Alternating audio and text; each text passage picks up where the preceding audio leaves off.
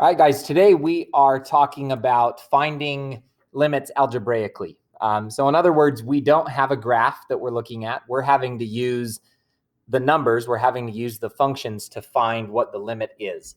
And a lot of times this is easy to do. For example, sometimes we can just plug in the value that it gives us. So if I'm looking for the limit as x approaches a of f of x, it works best when I can just plug in a. When I can plug in a without any problems, that's a great method, but that doesn't always work. Sometimes we have to factor things out and cancel things out because some problems come up when we start plugging in numbers. Sometimes we have to use conjugates to simplify the function or to eliminate some things in order to solve it. And sometimes, even though we do all of that, we still can't find a limit algebraically. And what we call that is if we get to the point where we've got a 0 on the denominator. So let's say I have something like x squared over 0. If I can't get rid of whatever on the bottom is making it 0, if that can't go away, then we call that a non-removable discontinuity. And that means, so when I can't get rid of the bottom turning into 0, that's a non-removable discontinuity. And that means that my function has a vertical asymptote at that point. Now, if I have a 0 on the bottom originally, but I can factor some things and make that 0 go away, that is called a removable discontinuity. And I'll show you some examples in a minute. Right now, I know this just sounds a little bit like mumbo jumbo, but if I can get rid of that 0 on the bottom, we call that a removable discontinuity. And what that means is at that point on the graph, on the function, there is a hole. There's a hole at that point on the function, okay? Now, again, this doesn't always happen. This is the case when we can't get rid of something on the bottom and it's causing us some grief. But a lot of times we can just plug in the value that we're looking for the limit at and come up with a answer for our limit. So direct substitution, this is what you want to try first. And it is valid if you ever are dealing with polynomials, or if you're dealing with rational functions that don't have a 0 on the bottom. So for example, this problem right here is a polynomial. We learned about those a lot in Math 2, but I'm taking x and I'm finding the limit as x approaches -2. Well, because this is just a polynomial, I can go ahead and just take that -2 and plug it in for all of my x's. So I get 3 multiplied by -2 squared minus 5 multiplied by -2 minus 1. So that becomes 3 times 4 plus 10 minus 1, because -5 times -2 is a positive 10. So I get 12 plus 10 minus 1, which is 22 minus 1, which is 21. So my limit as x approaches -2 is going to be 21. I can just plug that right in. Similarly here, the square root of x squared minus 6x plus 9. As x approaches 5, let's try just plugging 5 in right there. So I get the square root of 5 squared minus 6 multiplied by 5 plus 9. So that becomes the square root of 25. -6 times 5 is -30 plus 9. So that becomes square root 25 minus 30 is -5 plus 9 is 4, and the square root of 4 is 2. So my limit as x approaches 5 of this function is +2. Now here we have a rational function, something on the top, something on the bottom, and we've got to be careful with these because sometimes this causes a problem. But in this case, when I plug in -1 to that value right there, to that x, I end up with -1 minus 1. that does not equal 0. So that's what we mean by there's a non-zero denominator. So I can plug -1 into this function, and I should get out something that works. So to show you how to do this on the calculator, remember, you can't always use your calculator on the AP test. So it's important that you can do this by hand as well as the calculator. But if I were able to use my calculator and I wanted to know what I get when I plug in a -1, I'm going to start by making my function here a rational number. I got something on the top, something on the bottom. So on the top, I've got x cubed, so x raised to the 3rd power. And then I'm going to minus, whoops, that's a times. I'm going to minus 4x squared. And then I'm going to add 3x. And I'm going to add 1. And then on the bottom of my function, I'm going to have x minus 1. Now, when I hit enter and go to my graph, I can look at it there, but what I'm really interested in is just my table, because I'm only interested in what happens when x is exactly -1. So right here for my x value, I'm going to plug in a -1 and hit enter, and it tells me that my y value is 7/2. So my limit as x approaches -1 is going to be 7/2. That's not going to be my limit at every other point, but that is my limit as x approaches -1. And then our last example here, 1 minus the secant of x over cosine of x. As x approaches 0, if I plug that in, 1 minus the secant of 0 over the cosine of 0. Now remember, the cosine is equivalent to my x value at that radian on my unit circle. And when my radians are 0, the cosine of 0 on my unit circle, that x value is 1. So this bottom becomes, I end up with 1 minus the secant of 0 over 1. Now I've just got to figure out secant. And if you remember, secant is actually 1 over the cosine of that same value of 0. So I can change this to 1 minus 1 over the cosine of 0 over 1, which is just 1 minus 1 over 1, which is just 0 over 1. And we're okay with a 0 on top. That just means that my limit as x approaches 0 is 0. 0 on the bottom is bad. 0 on the top, we're okay with that. Okay? So this is definitely the easiest method. If you can just plug it in and come up with a number, that's going to be the first thing that you try. Sometimes that doesn't work. Sometimes when you plug in a number, like for example, my limit as x goes to -1, if I plug a -1 into that x value right there, I'm going to end up with a 0 on the bottom, and that's not good. We don't want that. So what I need to do is find a way to try and change this function a little bit. Try and factor it or multiply by a conjugate or cancel some things out so that I can make the bottom not go to 0 anymore. And a couple of things that might help you here.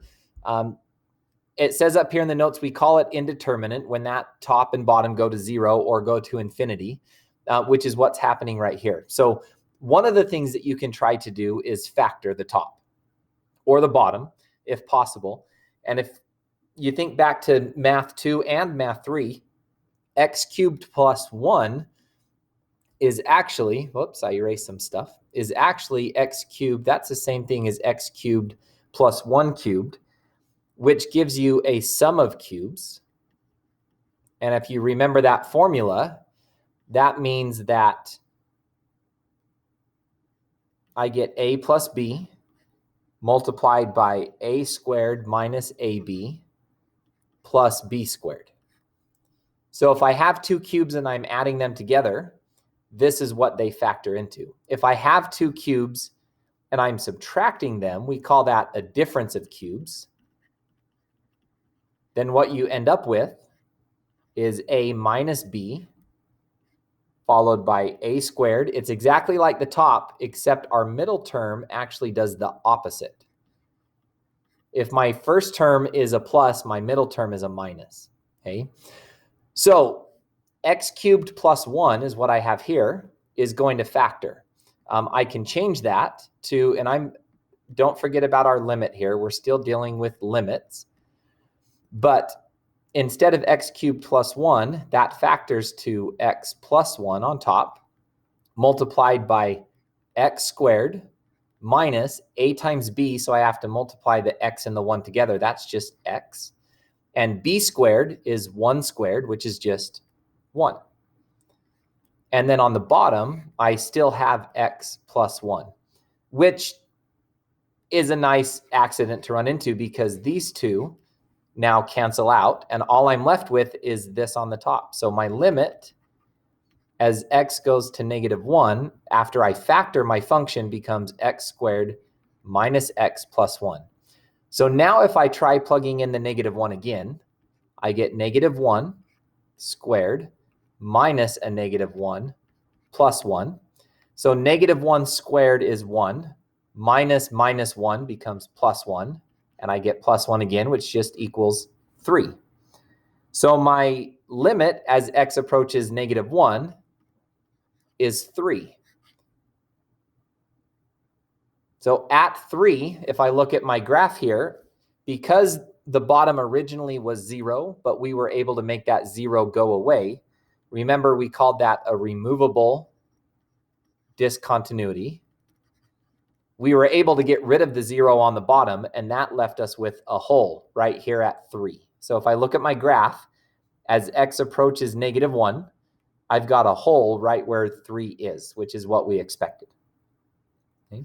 These two formulas right here, important ones that you're going to want to remember for, well, pretty much the whole year. That one's going to come up a lot. We're going to use it a lot to factor and to simplify things. Okay.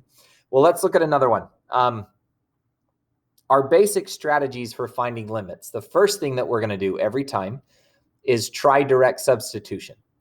If that does not work, we're going to try factoring and canceling so that we can rewrite the function. And then we're going to retry substitution. I'm also going to put right here that we're going to try working with the conjugates. And we'll see an example of that here in a few minutes.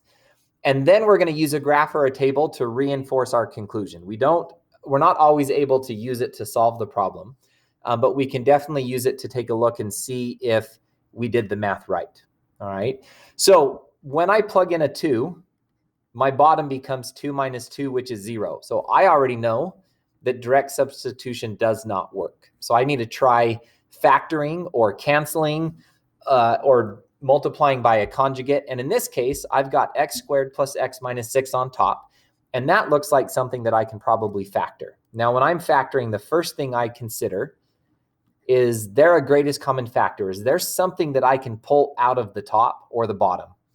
In this case, x squared, x, and -6 don't have something in common, all of them together. So I can't factor anything out, and same with the bottom.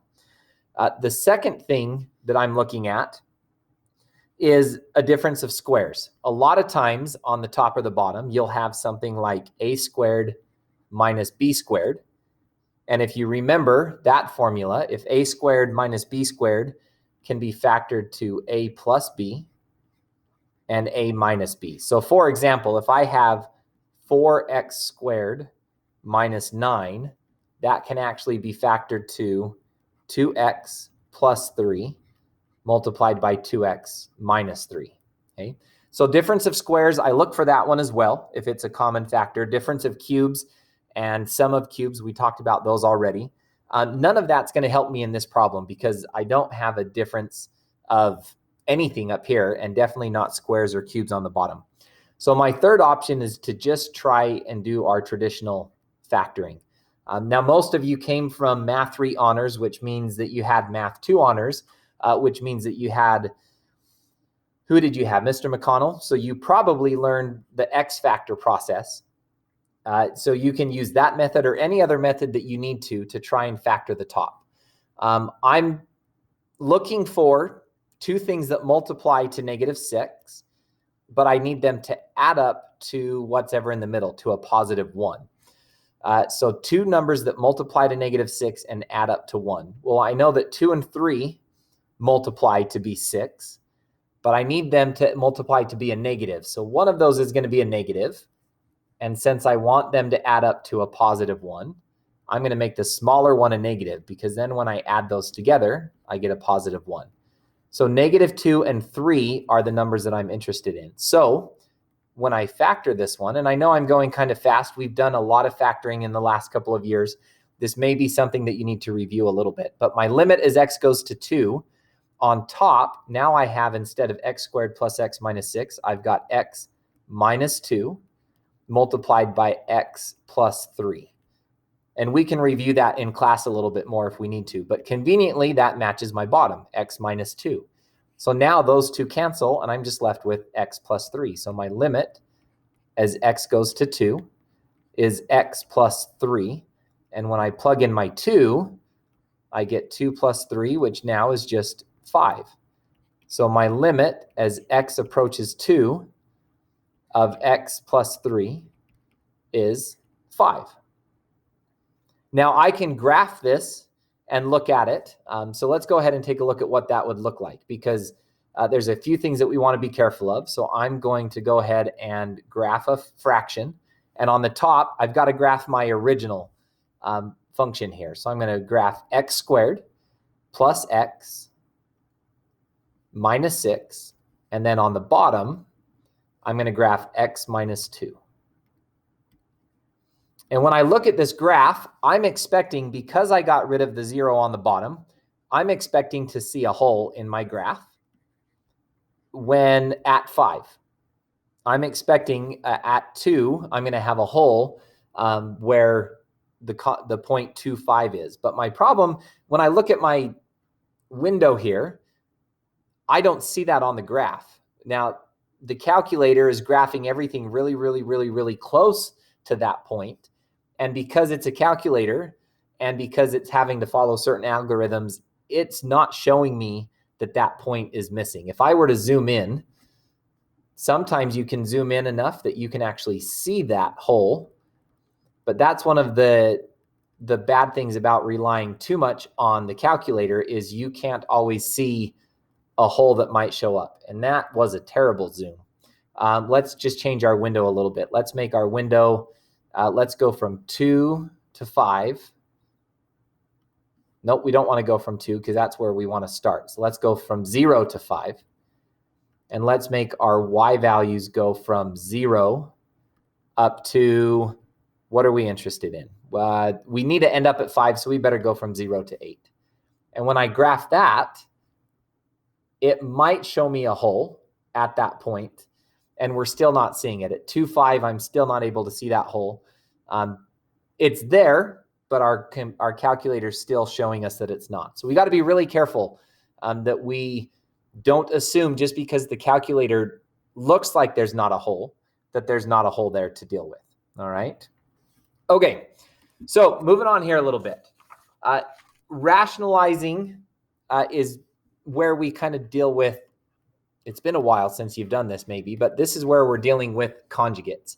So I've got a square root in this limit. And first thing I notice is if I were to plug in 0 for x, I get 0 on the bottom. So I can't just do direct substitution. I also don't have anything squared, so my normal factor methods are not going to work.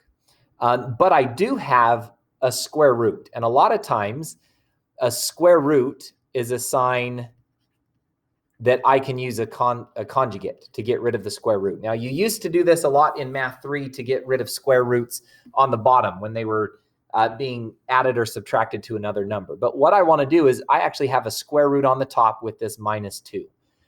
And what I'm going to do is multiply the top by the conjugate, x plus 4 on top. But instead of a -2, I'm going to multiply that by a +2.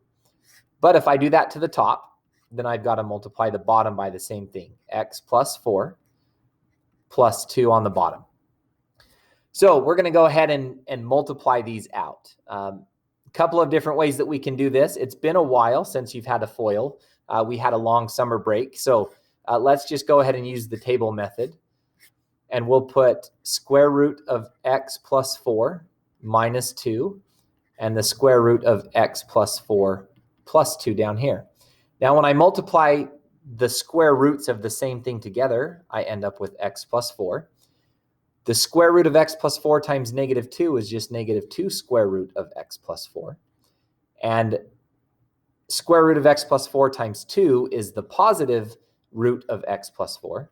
And then 2 times negative 2 is negative 4. Now, one nice thing about multiplying by the conjugate is these two are always going to cancel. If you did it correctly, those two should cancel. So all I'm left with on top is x plus 4 and minus 4, which those even cancel. So really all I'm left with on top is an x.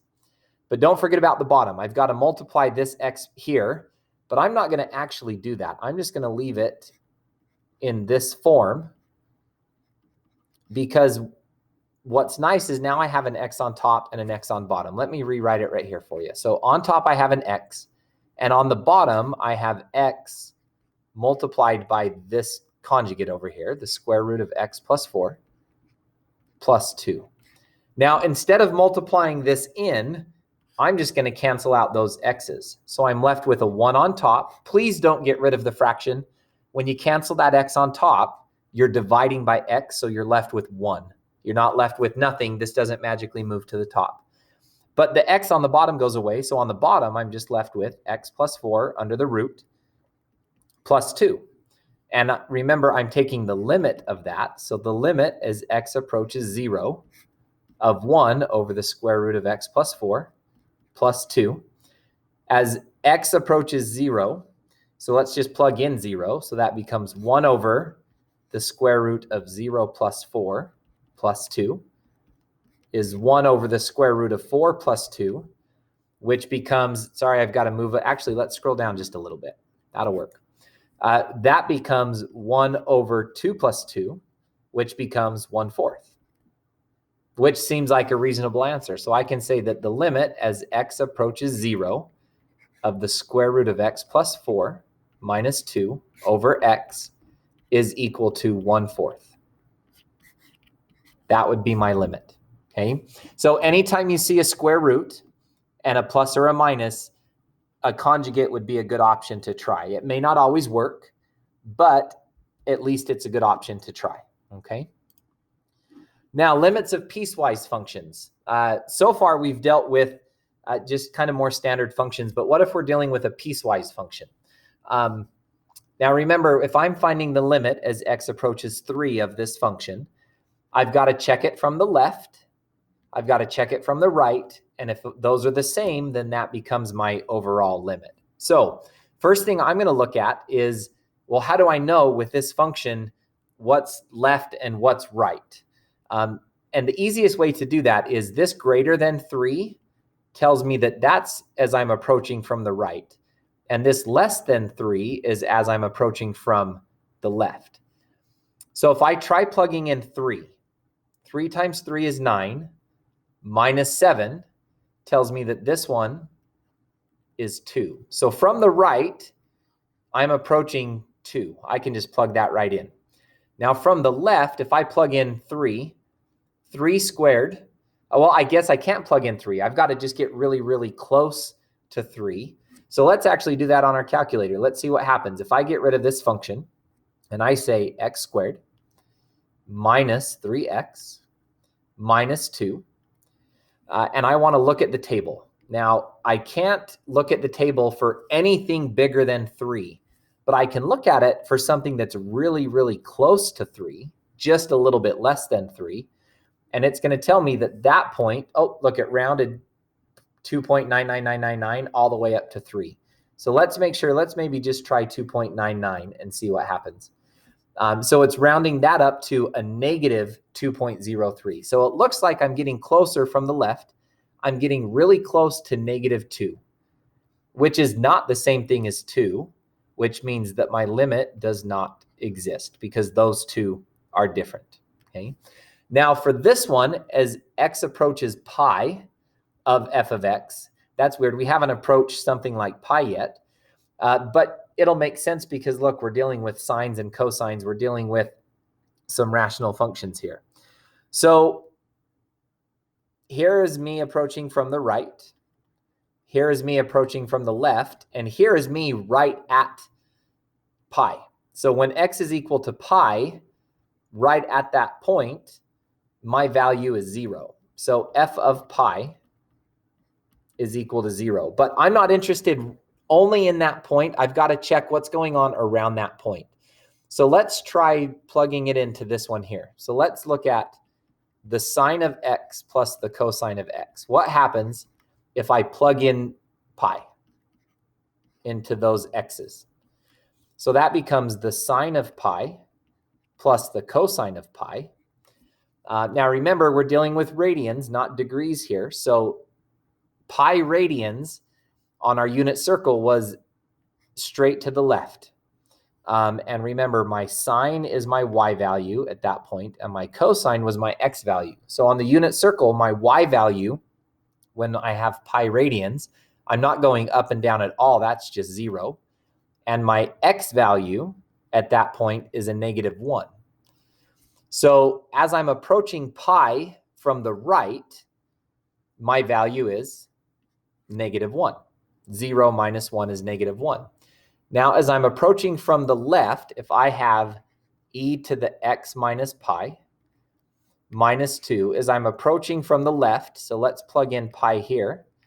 So e to the pi minus pi is e to the 0 minus 2. E to the 0, anyone remember what that is? It's the same as any other number raised to the 0. That's just 1 minus 2, which becomes -1. So from the left, my limit is -1, which means from the left and the right, I'm approaching -1. So my limit overall does exist, and it is -1.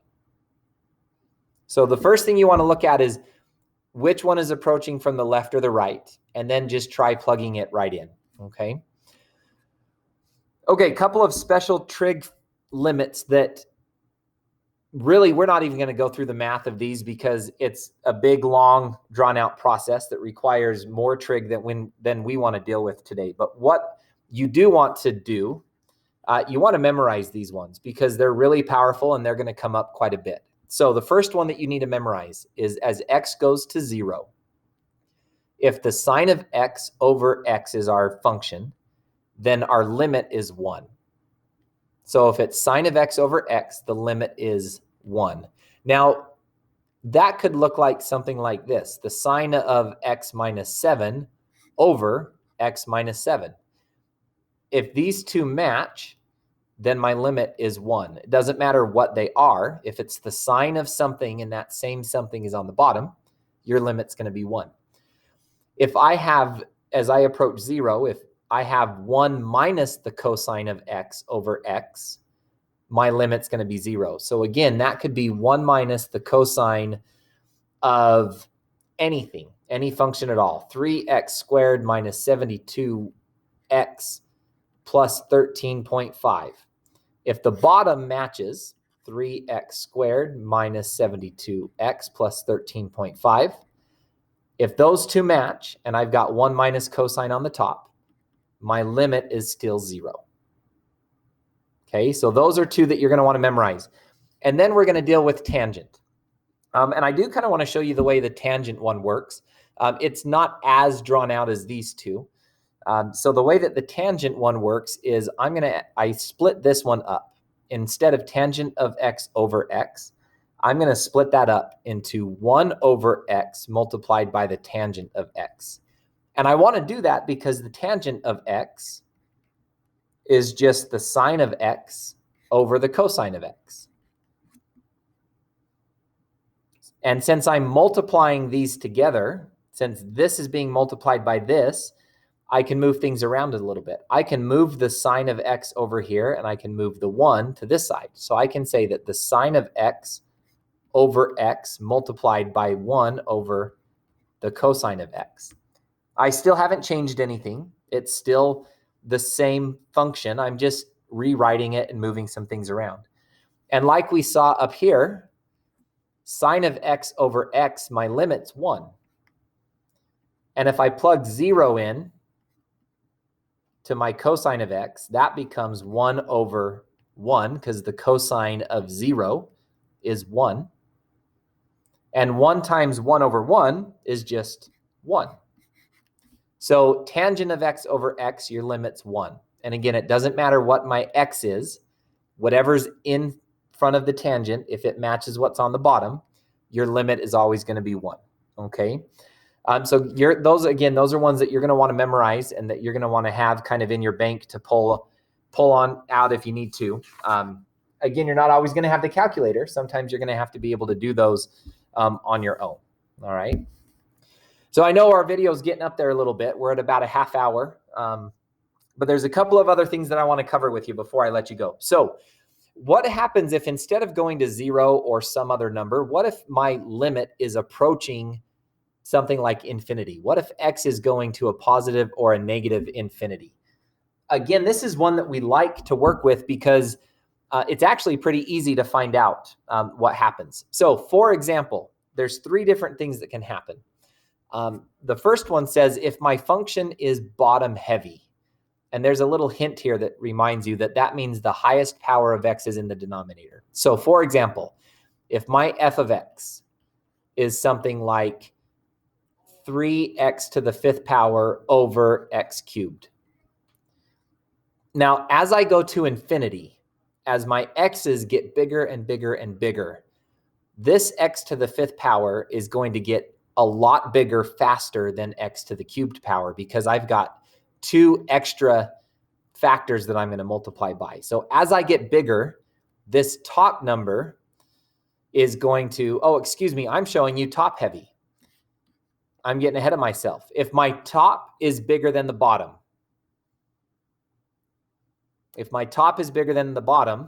then my top is going to get big really, really fast compared to the bottom, which means I'm going to have a really big number on top and a small number on bottom. And the more and more I do that, the closer and closer I'm going to get to infinity. Okay, so if my number on top is bigger, if my power, x to the 5th, is bigger than my x cubed, then I'm going to get, my limit is going to go to infinity. Now, if I'm bottom heavy, now that we're talking about what we're supposed to be talking about, if I have something like f of x equals 7x squared over negative 2x to the 8th power. If my biggest power is on the bottom, we call that bottom heavy. And what's going to happen is my bottom is going to get a lot bigger than my top more quickly. So I'm going to end up with a smaller number on top and a bigger number on the bottom. And when I'm plugging in things like 0 and 1, the difference isn't very big. But once I start plugging in bigger numbers, as I get closer to infinity, this bottom is going to become a lot bigger than the top, which means I'm going to get closer and closer to 0. So if it's bottom heavy, my limit is 0 because I'm getting closer to 0. If the top is heavy, then I get closer to infinity. Okay, which we called, if the limit's going to infinity, we said that that's actually that the limit does not exist. But we can also call it infinity. It'll accept either one. Now, if the powers are equal, so if I have something like 6x to the 4th power on top and 13x to the 4th power on the bottom, if my biggest, and it doesn't even matter, if this is negative x cubed, and this has a plus 14x squared, it doesn't matter what else. If my biggest powers match, then all I have to look at, it tells you to take the coefficient of the numerator, so 6, and the coefficient of the denominator, 13, and that becomes your limit. All of this other stuff, because these get so much bigger, all these other ones are going to seem really small in comparison. So we're going to get closer and closer to just my coefficients. That's the only number that's going to make the biggest difference as my x's get bigger and bigger and bigger. All right, so top heavy goes to infinity. Bottom heavy goes to 0. And equal powers go to the coefficients. All right, so a couple quick examples here. I think I have a few. Yeah, I do. So just looking at these really quick, 3x minus 1, that's only a first power. This has a squared power. So this is bigger on the bottom. And if my bottom is heavy, that means that my limit is going to be 0. This one, I've got x to the 4th on top and just an x on the bottom. So this is top heavy. So my top is going to get bigger faster. So I'm going to go to negative infinity and infinity because my top is going to get a lot bigger. And then the last one, I've got 3x squared and negative 4x squared. So my x squareds match, which means that my limit is going to be negative 4 over 3. All I worry about is the coefficients because they match. Okay.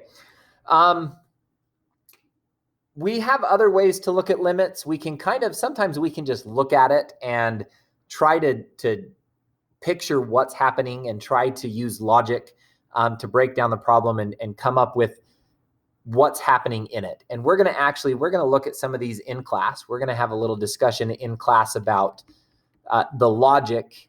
These can all be done graphically or algebraically, but there's also some logic tied in there that can maybe save you some time, but we're not going to worry about that too much today. We're going to kind of focus on that in class next time.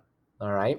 So the last thing that I want to look at is the definition of a continuous function. And all a continuous function means is no matter what number I plug into that function, it's going to be on my graph. It's going to be on the curve of my graph. But as I draw my graph, all it means to be continuous is that I never have to pick up my pen. I can draw my graph, doesn't matter what it does.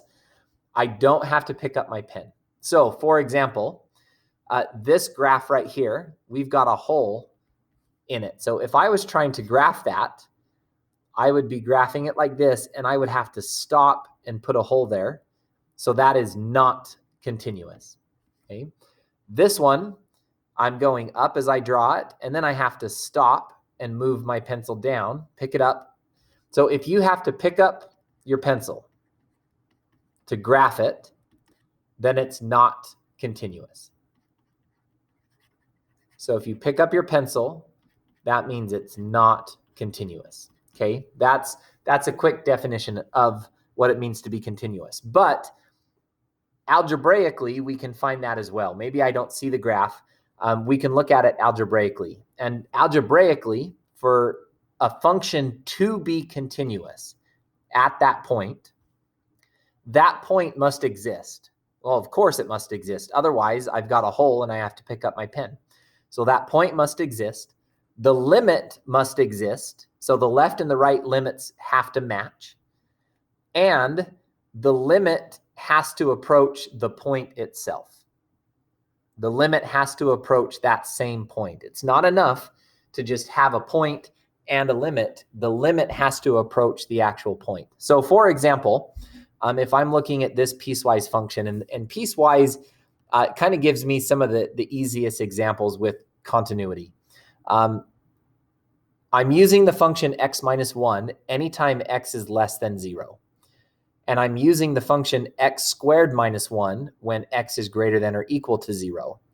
So I want to know, is this function continuous? And we're going to look at, is it continuous at 0? Is it continuous at f of 0? So the first thing I do is plug it in. If x is 0, if I plug in 0, what do I get? Well, this tells me if x is greater than or equal to 0. So if x is 0, then I plug it in to x squared minus 1. So 0 squared minus 1 is negative 1. So f of 0 is negative 1. So it does exist. Now, if I'm approaching it from the left, remember, these are from the left because they're less than, and this is from the right because it's greater than. If I'm approaching it from the left, what am I getting closer to? And if I'm approaching it from the right, what am I getting close to? Well, I'm going to actually cheat a little bit, and I'm going to graph this because I know that x minus 1, that graph is just my y equals x graph, but it's shifted down 1. right? So so anytime that x is less than 1, then I just have my function y equals x. So I'm just shifted down 1 like this. So from the left, as I approach 0, I'm getting closer and closer to this number right here. I'm getting closer and closer to -1. So my limit as x approaches 0 of my function, my limit from the left, 0 from the left, is -1. And now if I graph this part, now I have to put an open circle here, right here, because at 0, it doesn't use this function. Now the other function, x squared minus 1, is just a parabola, but it's shifted down 1. So instead of my parabola starting at 0, 0, it's going to start down 1 at 0, -1, and then it's just going to be a parabola. So coming from the right, as I follow my graph, I approach -1. So my limit as x approaches 0 from the right of my function is -1. So f of 0 does exist. My left and right limits exist, and they're the same. So that means that my limit as x approaches 0 of f of x, since they're the same, my limit is -1. So if it answers number 2, and this limit happens to be the same as that point. They're both -1. So this function would be continuous. Okay. Now, my function up here, well, it's the exact same function. I still have -1. I'm still going to 0. I still have y equals x as an open circle, and I still have my parabola. The only difference is I'm missing the greater than or equal to, or excuse me, I'm missing the equal to part right here. What I have is that when x is 0, my y is 3. So instead of x being included with this function, when x is 0, my y is clear up here. So I have a hole in my graph. So on a piecewise function, if you have an equal to, you know, unless it matches one of these, that it's not continuous, because there's a hole in the function right there.